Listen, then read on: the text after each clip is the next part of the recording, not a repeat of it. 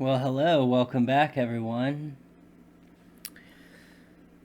So, I know it's been a while.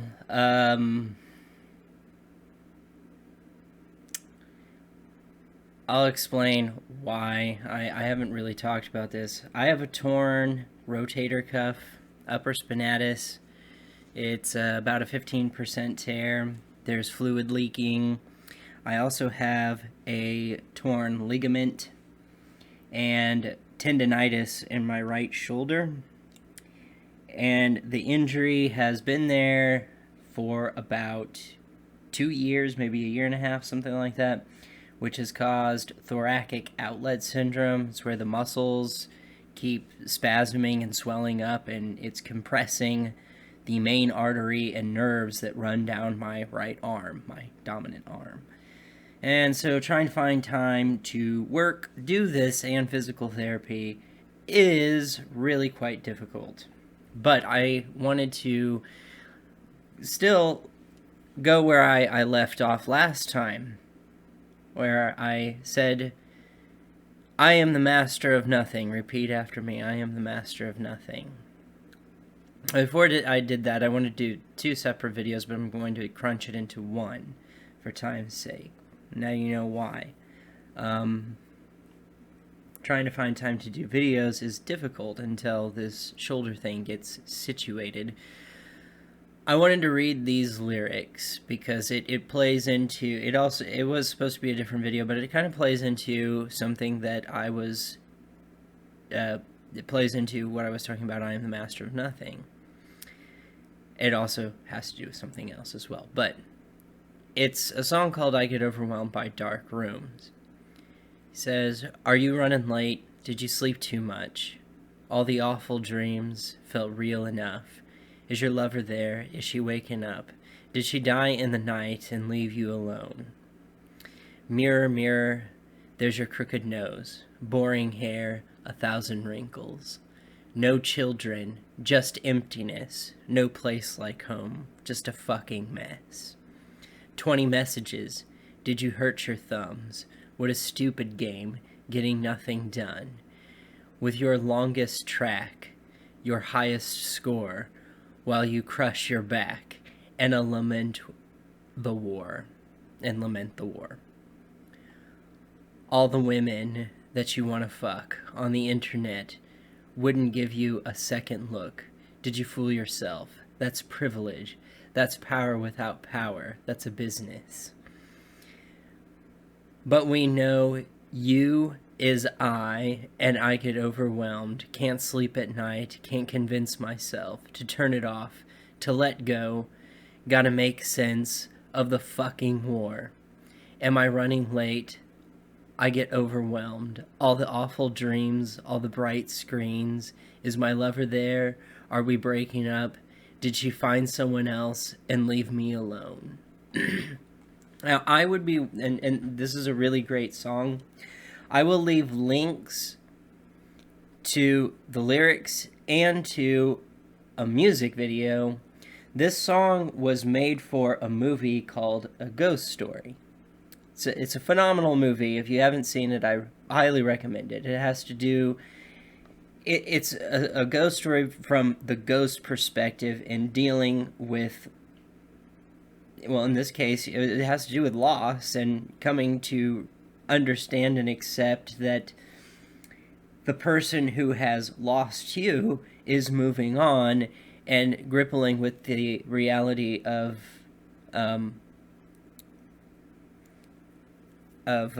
eternity, knowing that your lover has moved on from your death. They've moved on. So grappling with existential loneliness or emptiness. It's a great song. A great movie too. But I would be willing to bet you could translate this into almost any language for any culture across the world. And the people that speak those languages and the people from those cultures could probably identify and take something out of these lyrics Because ultimately, there are many, many things that have nothing to do with culture. They have nothing to do with your race, what language you speak. Many things are just inherently, well, human.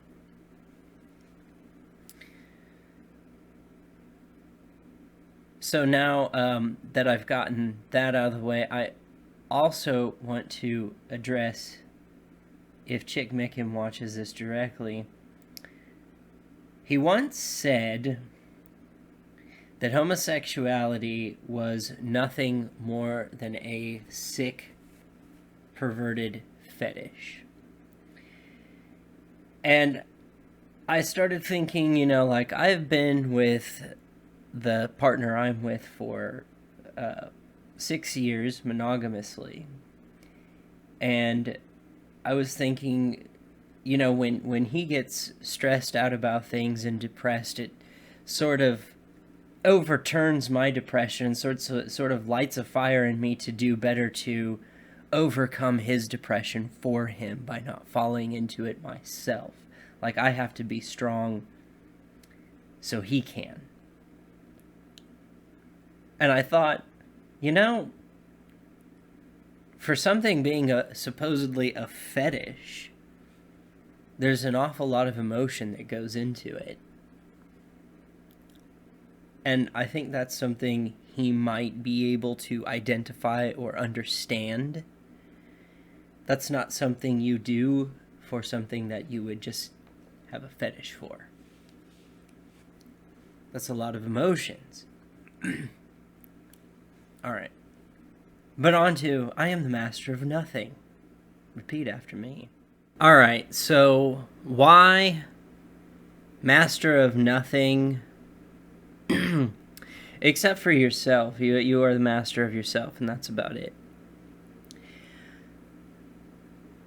It plays into those lyrics because in those lyrics he says, "Did you sleep too much? Are you running late from all the awful dreams that felt real enough?"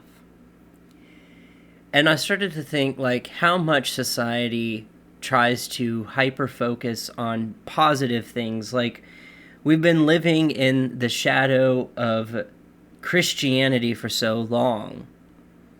It's like we want to pretend that we're magic angel babies and we are free from fault. And we are not.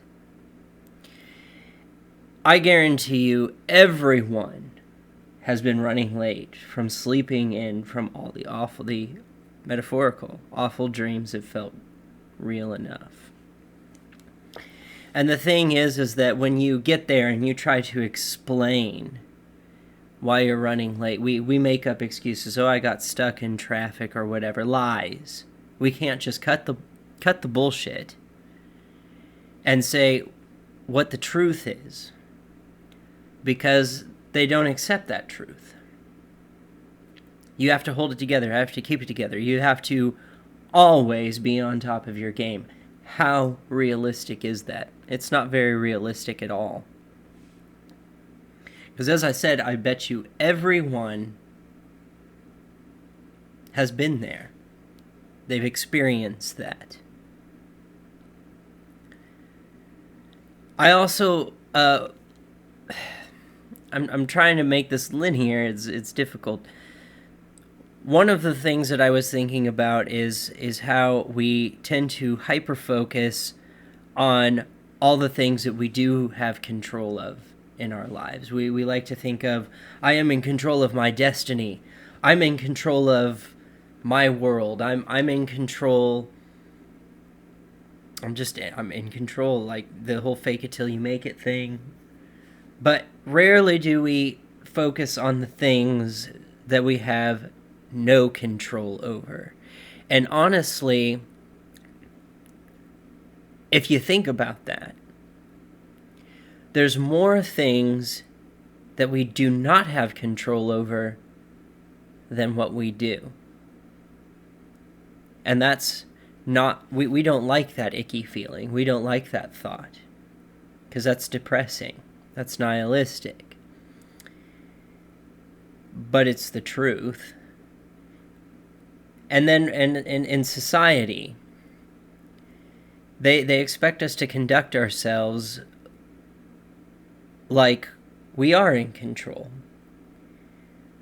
They like to pretend that there is nothing that is out there, that you can't fake it till you make it, even though there are things that you can't fake it until you make it. Those things exist. We all experience emotional turmoil that creates bad judgment or makes it so that we cannot function the way that we normally do, but we want to pretend that never happens.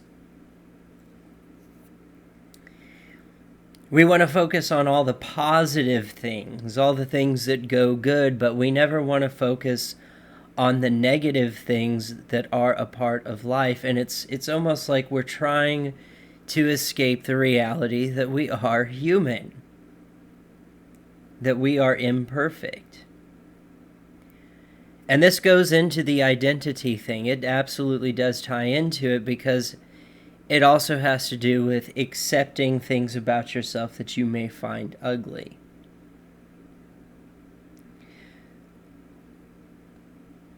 You know, nobody out there, it's said over and over again, nobody's perfect, but it's almost like that never quite sinks in.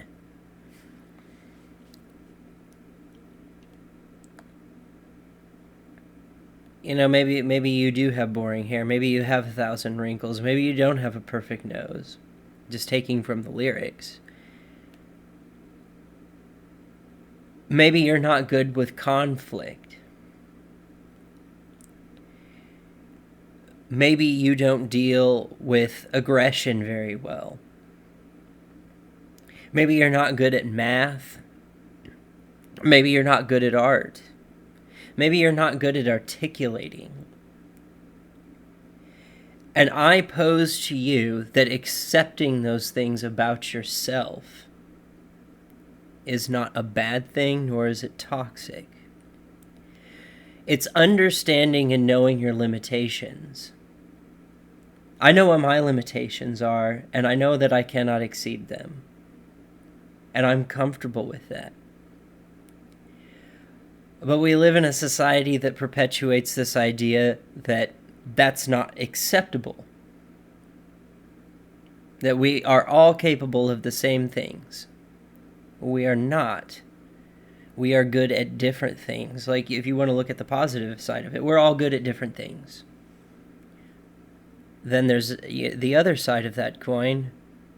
We all fail at different things. And that's the point that I'm trying to grasp, is that accepting those ugly parts, the imperfections, and acknowledging them, I think is a healthy thing to do.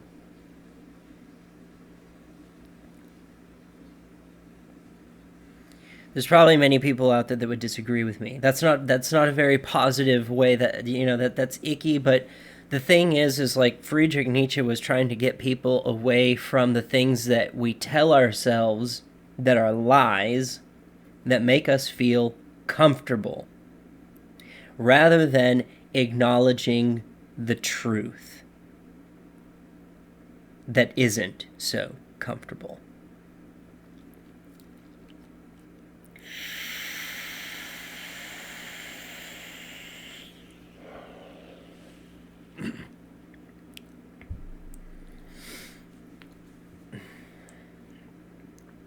I know, and it's taken until the age I am now to realize this, I cannot stay up for 24 hours, get 4 hours of sleep, and then go and do a physical labor job or just work in general. I will be a shell. I'll be out of it. That's a limitation. Some people can do it. I can't. There are things that I can do that other people can't do. For instance, I have been in some very, very hostile situations in my life. I've had weapons pulled on me. But no one's done anything. I've never really truly been in a fight. I suppose there's been a few altercations when I was younger, like teen years. Just a couple. Just a few. Not very many. But this is another reason, like, why I'm not going to get into that. It doesn't matter. But we're talking about self-identity. So I'm talking about finding who you are as an individual. And part of that is accepting not only the bright and fluffy aspects of you, but also accepting the parts of you that other people may not like. And understand that, yes, while there may be many people out there that adore and admire who you are, just the same with me. There's actually a quote by Ani DeFranco that I really like. I know she's a feminist, but I really like this lyric, and she has some pretty good philosophy at times. But she says in one of her songs, she says, both my parents taught me about goodwill, and I have done well by their name. Just the kindness I've lavished on strangers is more than I can explain. Still, there's many who've turned off their porch lights just so I would think they were not home, and hidden the dark of their windows until I passed and left them alone. And that's true for every single person out there. No matter how good of a person you try to be, I guarantee you there's somebody out there that thinks you're an asshole. I don't delude myself with this. I don't go around acting like a fake plastic bitch, thinking that, everyone must think that I'm like this amazing person. No. I am very, very well aware that there are many people out there that absolutely cannot stand me. I don't know who those people are. Maybe Chick Micken, I don't know. But he seems to keep coming back to my channel, so there must be some things that I say that he agrees with. I don't know. Not had like a full-fledged conversation with the guy. Talking about somebody that comments on my videos. I'm not a big YouTube channel, so we can do that.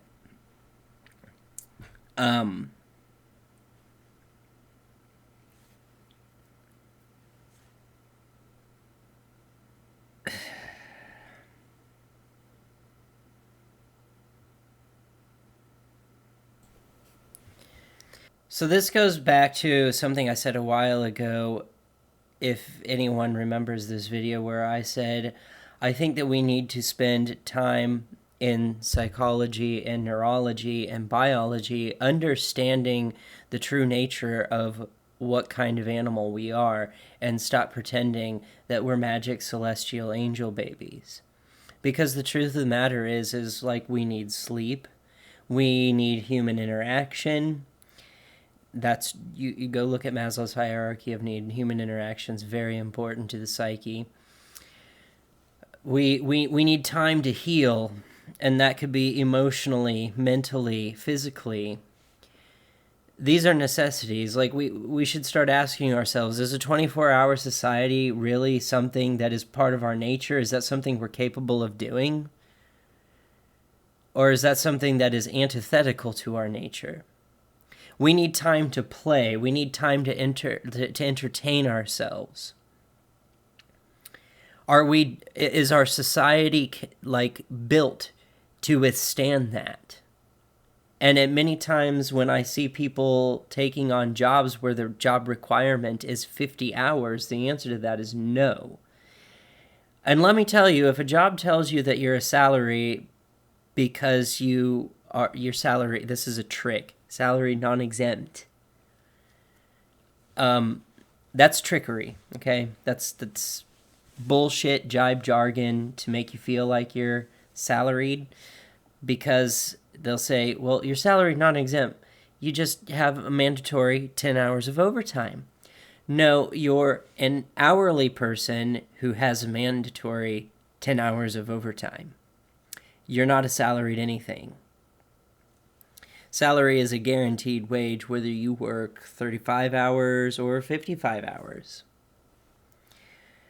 I don't think it's a good idea for human beings to be working like that. In fact, that's one of the things that ushered in labor laws after the Industrial Revolution. It's one of the reasons why Karl Marx's philosophy even exists. One of the issues the original liberals and Karl Marx had with the Industrial Revolution was people working 50-hour work weeks. And we've gone right back to it like that never happened. People damaging themselves in these factories and warehouses and coal mines and shit. And yet we've gone right back to it. And then we wonder why all these weird political philosophies that have been dead for a while now are resurfacing. It's like because people are losing their faith. But at the same time, I have to blame society because the way that society conducts itself, it's like we're magic. Like I said, we're magic angel babies. You had a death in your family. Oh, bereavement should only take a week. Fuck you. If it doesn't. That's not realistic. Everyone's different. Everyone deals with it differently. You need time to heal. Thing and with injuries or even like with the concept of running late because you slept in from all the awful dreams, it felt real enough. That line is not metaphorical to me. That is a very realistic line. If you have any kind of major depression disorder, that line right there will speak volumes.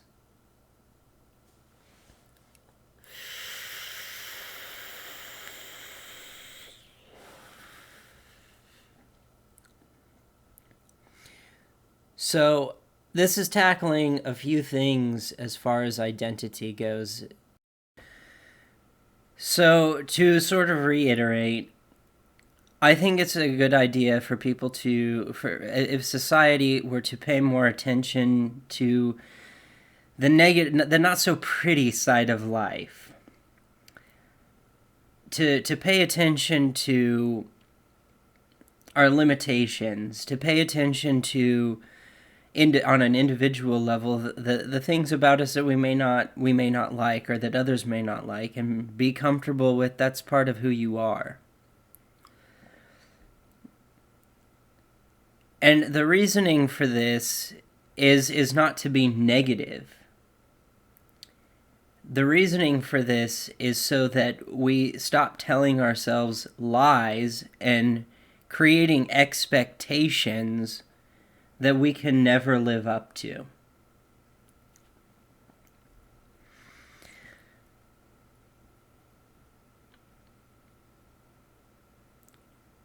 Now, being that it has been so difficult to make time to make videos and whatnot, I thought about doing live streams on when I play video games and making it so that people can come in and comment and just sort of engage in conversation about these sort of ideas. I do have another idea for a video. I know a lot of it has been just sitting in front of the camera and talking, but I do have another idea for a video. Like I said, I just got to find the time.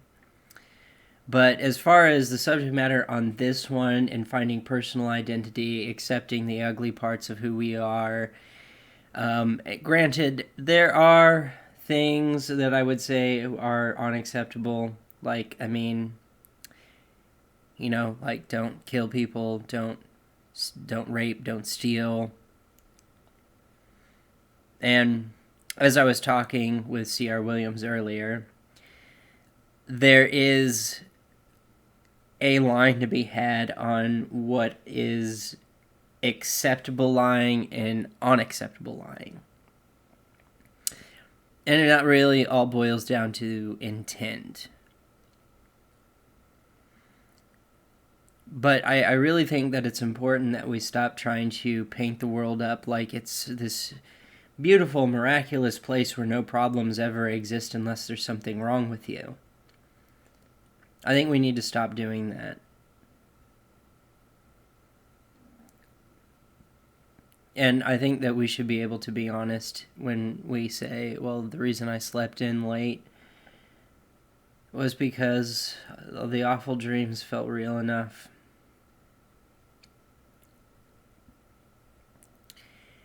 And you are the master of nothing. You do not control reality. Reality, it seems, has been conceptualized and are personified. It's not an actual thing. More or less, reality bends and contorts you. You have to bend to it. Reality won't bend to your will. It's the other way around. So, what are our limitations? What are we capable of? What are we, most importantly, what are we not capable of? What are the things that we tell ourselves just to make ourselves feel good? Like there's life after death, to make us feel better about dying. What other things are there? There's so many of them out there.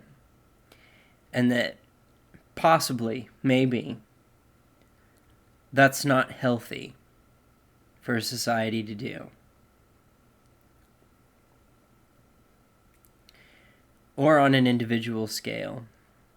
That's another conversation I got into C.R. Williams with, is when I brought up the different cultures, is the only way you can't live under multiculturalism is if the culture itself is inherently a collectivist one instead of an individualist, meaning that it won't allow for other cultures to exist, my way or the highway kind of thing.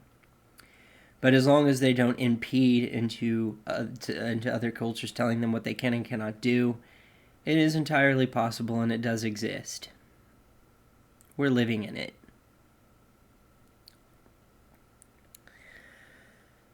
Let me know what you think in the comment section below.